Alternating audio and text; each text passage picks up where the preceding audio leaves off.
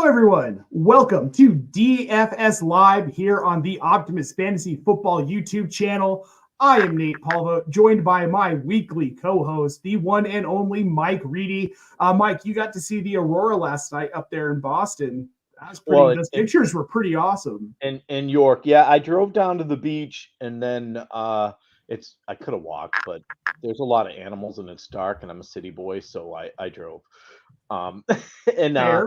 And then I said, hey, I'm going to go up by the lighthouse. And there were a bunch of actual photographers up there, and they yelled at me because my car lights didn't shut off soon enough for them, the automatic lights. And I had to yell back, hey, calm down over there, in my best Boston accent I could, so that they'd be like, uh-oh, he's not from around here, You did great. But it was pretty cool. Those are just from my phone. It was pretty cool. I've never seen anything like that. I guess if I was willing to stay out another half an hour or an hour later, I could have even had better shots, but oh well, whatever. Yeah, some of the pictures were pretty cool. We drove up to Wyoming in May to see it. And it was really freaking cool. Right? Yeah. It's pretty amazing. I was happy to catch it.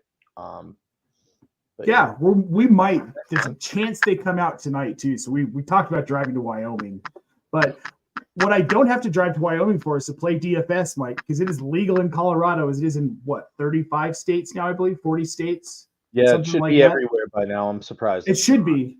It should be. But for those of you who can play DFS, you are tuned into the right show, guys. We have high, medium, and low picks for every position for your main slates on DraftKings and FanDuel. Let's just get into it, Mike. We're going to start with quarterbacks here. We're going to start with the high-priced quarterback. Lamar Jackson of the Baltimore Ravens is up against the Washington Commanders defense. He is 7,800 on DraftKings, 9,500 on FanDuel.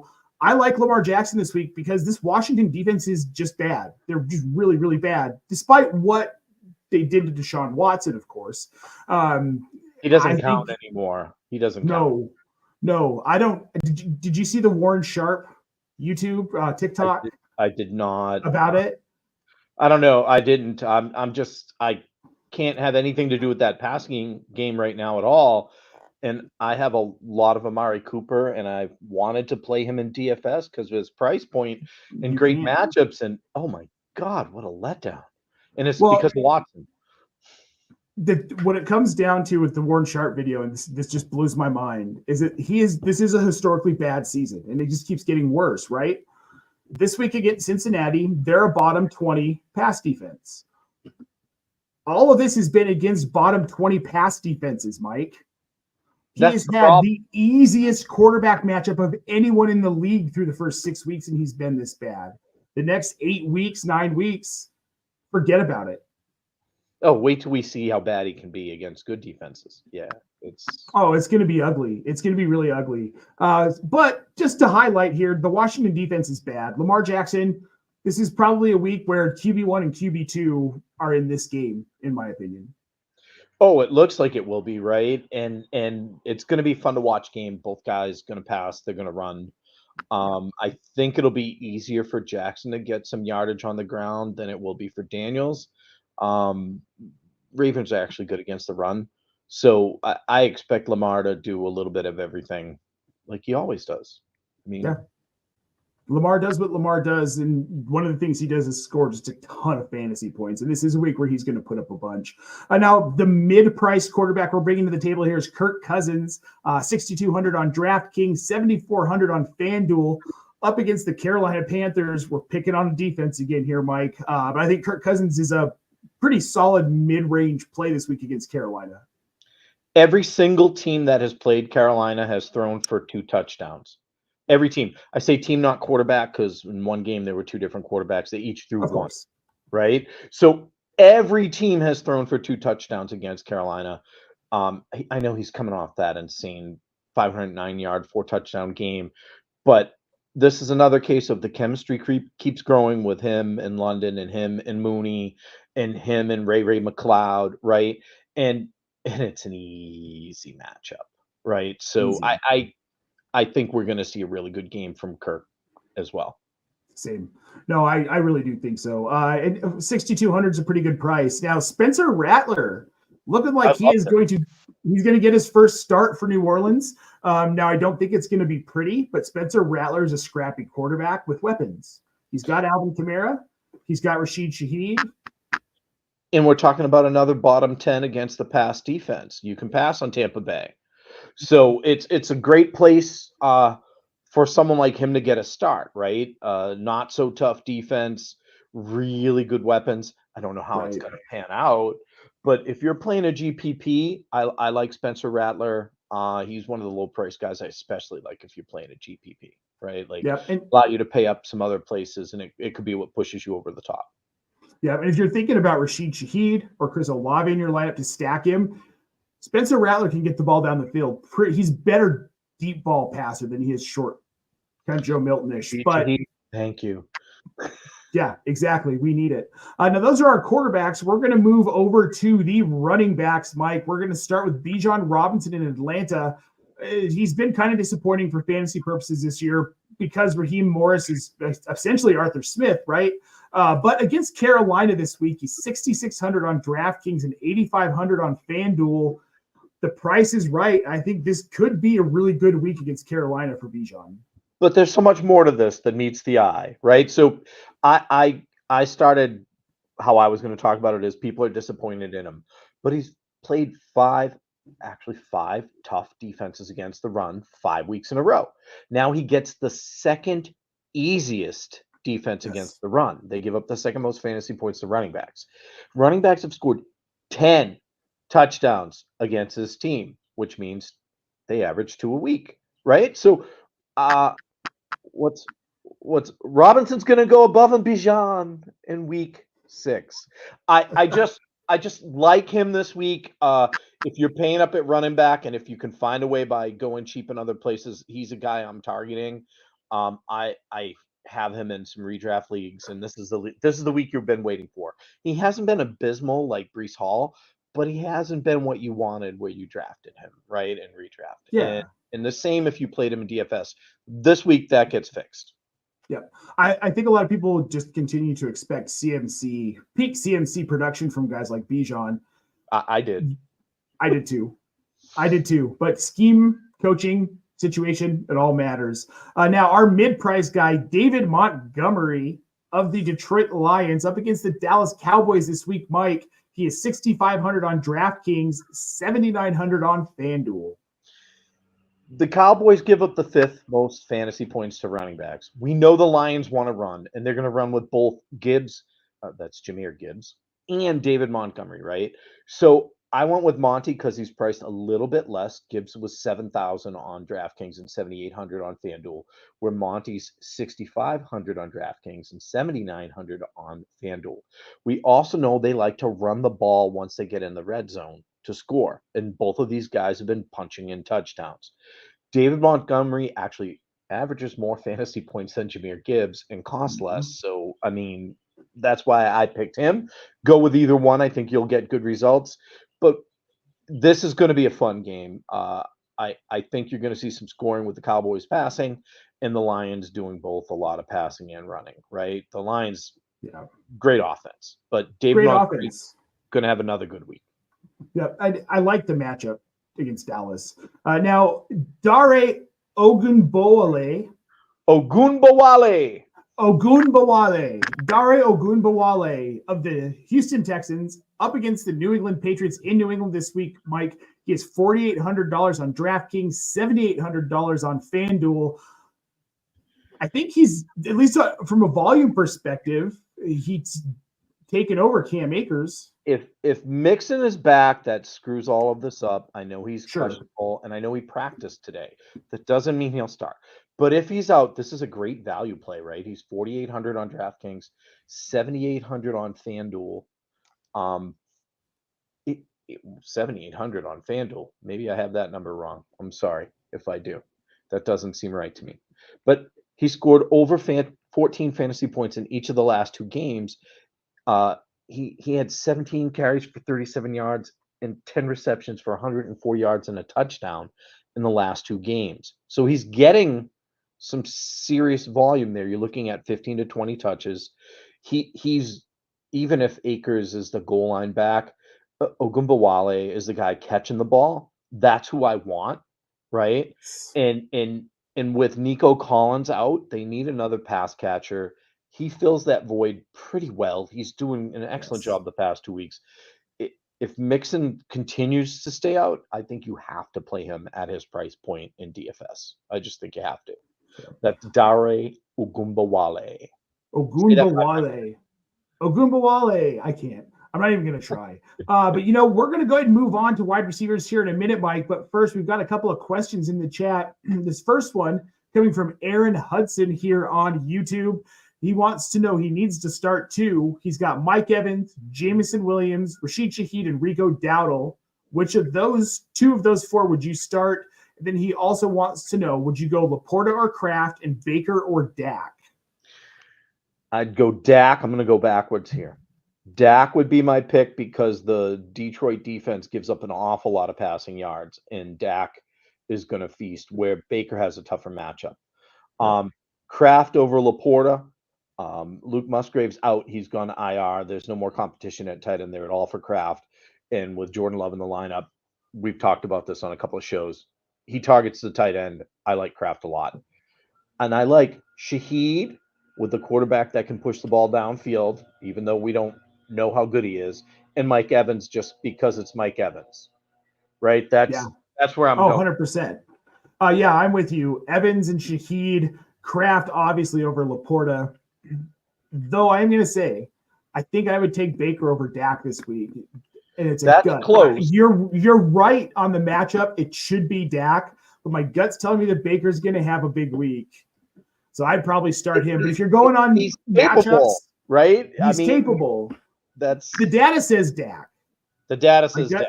The data says Dak, and I wouldn't be surprised if they both have really good weeks. By the way, I wouldn't either.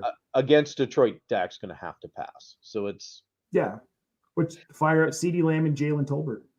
Oh yes. Mm-hmm. Are we segueing? Is that what you're doing? No. Well, we're going to get there here in a minute. We will get there. But Donnie Kane here, beautiful avatar there, just looking off into nothing. He's so thoughtful here. But he is thinking about whether he should start Josh Allen or Dak Prescott.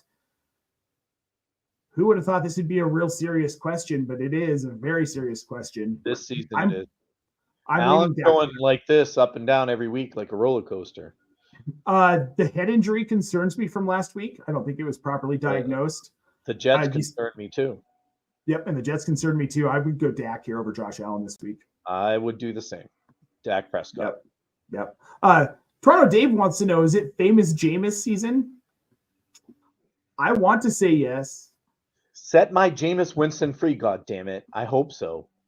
Right. He will be someone I'll be playing, Dave, wherever I can. Yep. Same. I wrote him up in my waiver article this week. 2 more weeks, right? 2 more weeks? Probably 2 more weeks. But get him now before he gets expensive. Now, wide receivers, I was sort of teasing you with Jalen Tolbert, but we're going to start with the high-price guy. We've got Stephon Diggs of the Houston Texans up against the New England Patriots. 7,400 on DraftKings, 8,000 on FanDuel. No Nico Collins. Nico's out. Tank Dell, following people like Edwin Porras, who we were talking about earlier, and some other medical stuff. Mm-hmm. They say that Tank doesn't look fully recovered from his injury last season, and he's definitely not as crisp or as quick as he was, right? That he might not be fully healed. So I would lean Diggs here as well. Again, with Nico out, I think this is a great play, right? Like, volume could be sure. And Diggs was seeing plenty of fantasy relevant volume with Nico in, and now with Nico out, I think he gets some of those touchdowns that Nico was getting. I think he's kind of a smash play at this price. Even if he's a high-priced receiver, I'm okay with it. The matchup's not good, by the way. No. But the players on offense are that good. So, like, people like to tell me I hate start your studs. I do. I hate that mentality, but there's times where you're doing it because it's set up right. Yeah. Well, and in a situation like this where we just know the volume's going to funnel to Stephon Diggs, the matchup doesn't matter as much. Double-digit targets. Yeah, easy. Yeah, double-digit exactly. Another guy who could be seeing double-digit targets against the Baltimore Ravens, scary Terry McLaurin is my mid-price wide receiver, Mike. 6,400 on DraftKings, 6,800 on FanDuel. I wouldn't mind stacking it with Jaden Daniels this week either, but he seems to be Daniels' favorite target. And with the way that Jaden Daniels is playing, I want scary Terry every week. I think I mumbled something about the Ravens being good against the run, right? They can stop the run. So yep. I'm kind of avoiding the Commanders running backs. But you know what they don't do well? They don't stop the pass well. It's a pass funnel defense. I like this call a lot because of that and because of how Terry's played the last 3 weeks, right? What's 100 yards and or a touchdown each of the last 3 games? Beautiful. I mean, he's going to make it 4. 100 yards definitely. Or a touchdown. Yeah. Yeah, I think the only question is how happy are you going to be that you rostered Terry McLaurin this week? That's all. Now, one more, a stack possibility with Kirk Cousins. Darnell Mooney up against the Carolina Panthers on DraftKings. He's 5,300, 6,500 on FanDuel. I think this just kind of goes without really any explanation needed because Darnell Mooney's almost the wide receiver 1. At least the 1A to Drake London in this offense right now. Cousins is feeding him. They each have over 30% target share. Right. So it's I actually wrote about it in a late slate article. That's the only reason why I know. It's a great play. I already have this stack plugged into cash lineups, by the way, with Mooney and actually have a double stack with Mooney, Cousins, and London. Because the matchup's just so sweet, right? Oh, it's phenomenal. Yeah. And I'm a big Darnell Mooney fan, have been for a couple seasons. I'm glad to see him find a quarterback that can help him ball out finally. That's all he needed. Just a little Kirk Cousins love. That's all he needed. And to get the hell out of Chicago. That was it. That's all he needed. Yeah. Now, someone I'm glad didn't land in Chicago. I didn't love their landing space either way, but Brock Bowers, we're moving over to the tight ends here. He is your high-priced tight end this week against a really good Pittsburgh Steelers defense. 6,000 on DraftKings, 6,700 on FanDuel. Defense be damned. I think you have to really hardly consider rostering Brock Bowers this weekend. It doesn't matter if he's a high-priced tight end. He's one that produces more often than not this year anyways, right? Last week, we talked about how the defense he was going up against defends wide receivers exceptionally well, yet they're still going to pass the ball. So they're going to pass it to Brock. And they did. 12 targets, 8 receptions, 97 yards, and a touchdown. This week, we have another defense that defends wide receivers exceptionally well, but not tight ends exceptionally well. I have faith that offensive coordinators can look at this stuff the same way I do and then say, hey, we'll pass the ball to Brock Bowers again. He's also probably the best receiver on the team. No offense, Jacoby Myers, Trey Tucker. Devontae Adams is not playing for that team anymore, as far as I'm concerned. Brock Bowers is the guy. Yeah. Yeah, he's the wide receiver 1 on this team. Another guy with 30% target share of the Raiders passes this season. That's massive. Yeah. And really, when you're talking about high-priced tight ends, $6K is cheaper than we're getting some of our low-end guys at other positions. So now I really like this one, Mike. Trey McBride's back. He's healthy. Not up against Pittsburgh, but close. But he is 5,700 on DraftKings and 6,500 on FanDuel. McBride, again, he's one of those guys where he's not the wide receiver 1. That's Marvin Harrison Jr., but he is the wide receiver 2. Do you know who boasts the most target share for games he's played in? That would be Brock Bowers. No. Not Brock Bowers. That would be Trey McBride. That would be Trey McBride. So what you just said actually isn't true. He kind of is the first option in this passing attack when he's on the field. He has a 26% target share.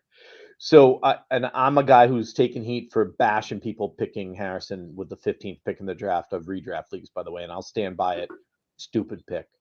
Great talent, dumb pick, too early. Great talent. But he's going up and down. He might have a good week this week too, by the way, Harrison. We didn't talk about him, but we'll throw it out there. He might. But 7.5 targets a game is what McBride gets in games he's played. That's the most on the team. He is the number 1 option in this passing attack. He's 5,700 DraftKings, 65 on FanDuel. Yep. I like him a lot. I like Trey McBride. And for clarification, Green Bay, it's Green Bay in Arizona this weekend. Yeah. That's who McBride is going up against. Now we're going to move on to a card that's actually correct here. We've got Cade Otton of the Tampa Bay Buccaneers. He is up against the New Orleans Saints this weekend in New Orleans. $3,500 on DraftKings, $5,200 on FanDuel. I am never going to argue with this play, Mike. Well, you know what's funny is you're the only one I think who doesn't want to ever argue with me about Cade Otton. It's so the past 3 games he's been fairly good, and we're not looking at some super high ceiling guy here, though. That's what people have to remember. But week 3 he had 8 targets, 7 receptions, 47 yards. Week 4 he had 9 targets, 6 receptions, 52 yards. Week 5, 4 targets, 3 receptions, 44 yards. The floor, I mean, he's maybe more of a floor play than a ceiling play type of guy, but he's going to give you 50 yards roughly every single week and anywhere between 3 and 8 receptions, right? Yep. So the Saints also give up the 11th most fantasy points to tight ends so far this season. So, you know, they're not that strong against the tight end. That defense never really is. They usually give up a lot of points to tight ends. Wow. I think he's a great play this week. 3,500 on DraftKings, 5,200 on FanDuel. That's relatively inexpensive play, and it allows you to pay up some other places where you want to, and you probably have a guy with a decent enough floor to get you. He can probably get you 12 points, right? Like with that 3,500, he can triple that points. Snags a touchdown. He's tight end 2. Yes. Yeah.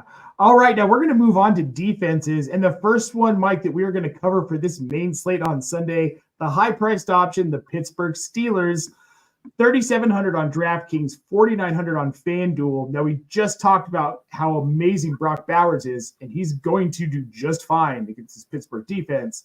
But it's the rest of this Raiders team, Aiden O'Connell starting at quarterback, that has me really wanting to fire up Pittsburgh. I think they're going to force turnovers. I think TJ Watt's going to get a couple of sacks. This just seems like a heavy turnover, sack, mistake game for the Las Vegas Raiders. Steelers are a really good real-life defense. Raiders are not a really good real-life offense. I wrote them up as one of the guys for our money make. One of the plays as a moneymaker as well. The Raiders also aren't going to score a lot of points, so I think you kind of covered there. It's 3,700 on DraftKings as well, right? Like, so they are one of the more pricey ones, right? But it's not going to break you. Right. If you want to pay up, I would pay up with them because the matchup's so good. Yep. A defense you could go down just a smidgen on, maybe save yourself like $500 in roster money. The Denver Broncos are up against division rival Los Angeles Chargers at home, $3,200 on DraftKings, $4,700 on FanDuel. This Broncos defense, awesome. I think they're the best defense in the league. Defense, yeah. Their corners, best trio in the league. I don't know what else to say other than I'm buying. The Vikings have a good D too. Those are probably awesome. There's nothing they can't do. Teams can't run on them. Teams can't throw on them. Yep. They get a lot of sacks. And against the Chargers, I don't start J.K. Dobbins, guys. Have the Chargers even scored 20 points yet this season? I think their high might be 17. Well, yeah, John Harbaugh's got like a points governor that once you get to certain points, just stops it, right? Like, no. It's a Harbaugh offense. Stop scoring points.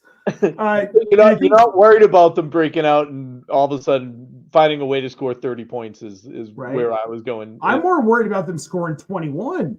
They won't make it that far. That could be a problem for the Denver offense this week if they score 21 points.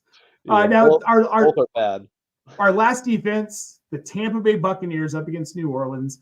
I'm throwing this one up for a similar reason. You've got Spencer Rattler playing quarterback. This is a dude I watched live and in person in front of my face, throw an interception on the exact same play, 2 plays in a row, the same receiver at the same spot on the field. Oh, so you're saying he's capable of making mistakes. Okay. Spencer Rattler's going to make a lot of mistakes. And as long as there aren't negative points for interceptions in whatever format you're playing, or it's not like a premium, like Scott Fishbowl, what is it, 3-4 years ago. It was like negative 3 points per interception. That was bad. That got kind of ugly. But yeah, I like the Tampa Bay defense this weekend for that. I think Rattler's going to make mistakes. That's just kind of what it comes down to. I'm hoping for a couple interceptions and that New Orleans really just can't score. Tampa Bay's defense isn't bad. They're not a bad. No. It isn't like this is a bad defense and they're just going to rattle a guy who hasn't played before. They're good, so he's going to have his hands full with whatever they throw at him. I wish it was Belichick though, but don't we all? Before we get out of here, Mike, got one more question in the chat. Aaron Hudson coming back. He dropped Singletary for Rico Dowdle. That's a good move. With the news of Rachaad White out, would you pick up Bucky and drop Dowdle to chase the points or keep Dowdle on the roster? I'm probably going to drop Dowdle and go after Bucky Irving. Bucky Irving's upside is much higher. Much higher. Yeah. So I think we're in agreement here. We are. I want Bucky there. Yep, same. Well, guys, I want to thank you all so much for tuning in and remind you, I will be back live here in, just over an hour for the live Q&A. I will be joined by my co-host, Matt Chester, maybe, and the one and only Dynasty Coach A, John Arrington, coming to us live from Florida. Survived the hurricane. He's doing okay. Looking forward to that, guys. So jump in here, 6 p.m. Eastern with us, and then I will remind you, Sunday, 11 a.m. Eastern, we will be on the Reddit machine. We will be answering your start-sit questions from 11 a.m. Eastern right up until kickoff. Myself, Mike Reedy, Casey Kasem, we've got you covered, guys. Again, thank you so much for tuning in. Please make sure to like this video, subscribe to the channel. For Mike Reedy, I am Nate Polvogt. We are DFS Live, and we will see you next week.